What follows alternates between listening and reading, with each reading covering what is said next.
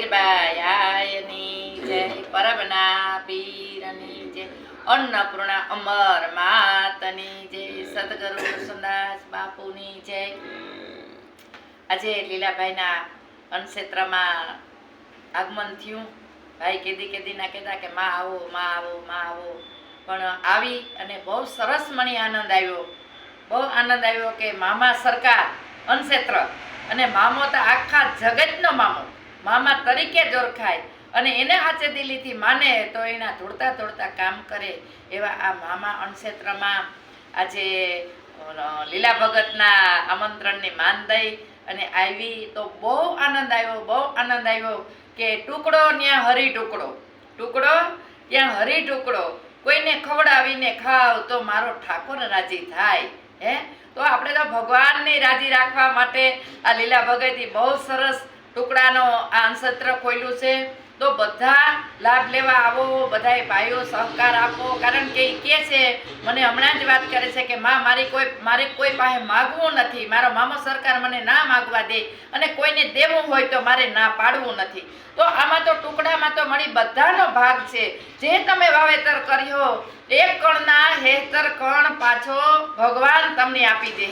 ને આ તો નિર્સ્વાર્થ છે.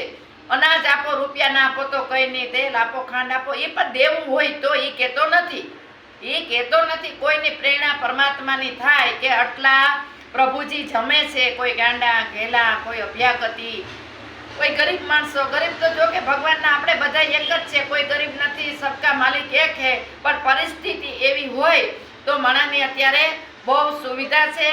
સરસ મજાના અડદિયા કરતા હોય, ક્યારેય ભજીયા કરતા હોય, ક્યારેય ફુલાવ કરતા હોય ને આવું સરસ ખવડાવે છે. તો આ બહુ હાઈ ક્લાસ મજા આવે એવો આશ્રમ છે, નાનકડો મામા સરકારનો. અને ભગવાને એની કેવી સરસ બુદ્ધિ આપી કે આપણે આ કરી જાઉં. હમણાં જ મને વાત કરે છે કે માં મારે જીવવું થોડું ને કેનાથી બગાડું, તો કંઈ કમાઈ કરી જાય હું તો ભગવાન પરમાત્મા આ ટુકડો ખવડાવ્યો તે વાત હારી તૈયાર રાખશે એ જીવને. હો ભાઈ, કોઈને પણ ટુકડો આપો. અમરમાં અને દેવીદાસ બાપુ પરબધામમાં અમારો ગુરુદ્વારો એવું સરસ એક ભજન ગાઈ ગયા કે સંતો ભક્તો એ બધાએ સાંભળ્યું છે અને એ તો મહાપુરુષો સંતો મહાન હતા. તો એ પણ એમ કહી ગયા કે ટુકડામાં જોયો અમે રૂડો રામ, અમે ઓળખો ને તમે કોઈ ઓળખજો. ભાઈ ટુકડામાં રામ છે. આત્મા તૃપ્ત થાય એને આનંદ આવે એવું ભોજન મળે. જો અમીર માણસોના ઘરમાં તો કંઈ ઘટતું નથી, જેવું ખાવું એવું ખાય પીએ આનંદ કરે. પણ જ્યારે આમાં બિચારા કચરા વીણતા હોય ગરીબ માણસો, એને આવું સરસ સુંદર ખાવાનું મળે, પ્રસાદ મળે તો એનો આત્મા રાજી થાય. પછી માણસ કોણ છે એ જોવાનું નથી. આત્મા સો પરમાત્મા. લીલા ભગત હે ભાવ અને પ્રેમ, કોઈ પણ અપેક્ષા રાખ્યા વગર, કોઈ પણ કોઈની આશા સદા નિરાશા. અને પરમાત્મા માથે તમે આશા રાખશો ને તો તમે સદા ને માટે કાયમ પરમાત્માને ઢુકડા જ છે, ઢુકડા જ છે, ઢુકડા જ છે.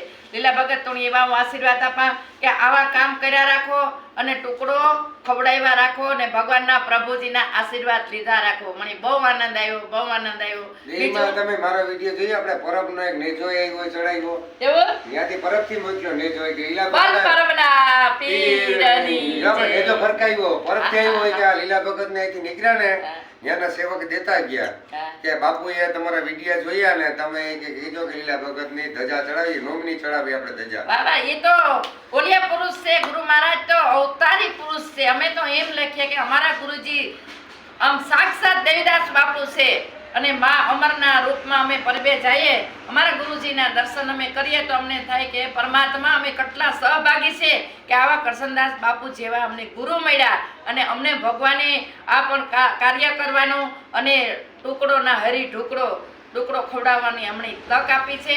તો લીરબાઈમાં આશ્રમ ધરમપુર ધામ 28 તારીખે માતાજીની 150મી પુણ્યતિથિ છે. તો બધાય પ્રસાદ લેવા આવજો.